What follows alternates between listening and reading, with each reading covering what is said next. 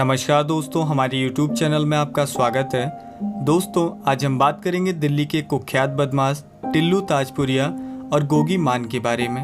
दोस्तों, सुनील मान उर्फ टिल्लू ताजपुरिया मूलतः बाहरी दिल्ली के ताजपुर का रहने वाला है। इस पर हत्या के प्रयास व लूटपाट के कुल 1 दर्जन से भी ज़्यादा आपराधिक मामले दर्ज हैं। वर्ष 2017 में इसे दिल्ली पुलिस ने गिरफ्तार कर लिया था और फिलहाल अभी ये दिल्ली की तिहाड़ जेल में बंद है। दोस्तों, आपको बता दें, टिल्लू ताजपुरिया और जितेंद्र गोगी एक दूसरे के जानी दुश्मन हैं और जब पुलिस ने टिल्लू ताजपुरिया को गिरफ्तार किया था, उसके बाद जितेंद्र गोगी इलाके में अपना वर्चस्व कायम करने के लिए टिल्लू गैंग के लोगों का खात्मा करना शुरू कर दिया।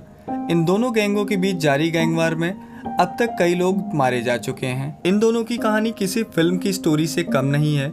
शुरुआती दिनों में टिल्लू व जितेंद्र दोनों अच्छे दोस्त हुआ करते थे, लेकिन अपने समय में दोनों ही दबंग थे और दोनों ही उसूली और गुंडागर्दी के धंधे में थे। इसलिए कहीं ना कहीं आपसी रंजिश का टकराव होता रहता था। इसके बावजूद दोनों की दोस्ती चल रही थी, परंतु वर्ष 2013 में छात्र संघ चुनाव के दौरान इन दोनों की दोस्ती दुश्मनी में बदल गई। दरअसल छात्र संघ चुनाव के दौरान जितेंद्र गोगी और उसके गैंग ने संदीप और रविंद्र की गोली मारकर हत्या कर दी थी। मारे गए संदीप और रविंद्र दोनों ही टिल्लू के साथी व करीबी थे। यही वजह है इसके बाद ये दोनों एक दूसरे के जानी दुश्मन बन गए।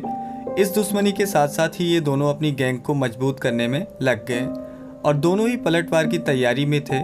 इसी बीच जनवरी 2015 को गोगी गैंग ने टिल्लू के एक साथी राजू चोर की हत्या कर दी थी। इस हत्या का बदला लेने के लिए टिल्लू गैंग ने जाल बिछाया और ठीक 1 महीने बाद यानी फरवरी 2015 को गोगी के करीबी साथी कमांडो की हत्या कर दी थी।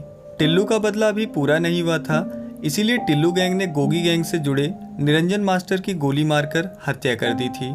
इन हत्याओं के गैंगवार अपनी चरम सीमा पे पहुंच चुके थे।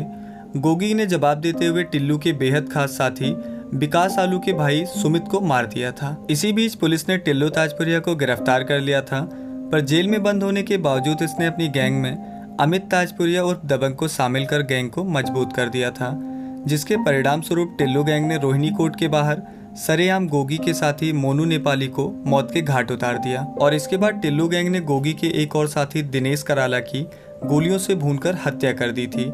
टिल्लू गैंग द्वारा एक के बाद एक 2 बड़े हमलों के बाद गोगी बदला लेने के लिए उतावला था, पर गोगी को दबंग पर वार करना महंगा पड़ सकता था, इसलिए उसने मुकुल को निशाना बनाने के बारे में सोचने लगा। गोगी ने जून 2018 में मुकुल को टारगेट करने का मन बना लिया और अपने गैंग के लोगों की मदद से उसका पूरा रूटीन पता किया और 18 जून की सुबह जैसे ही मुकुल अपने दोस्तों के साथ जिम से बाहर आकर अपनी बुलेट प्रूफ स्कॉर्पियो में बैठा, तभी पीछे से आई फॉर्च्यूनर कार ने स्कॉर्पियो को टक्कर मार दी।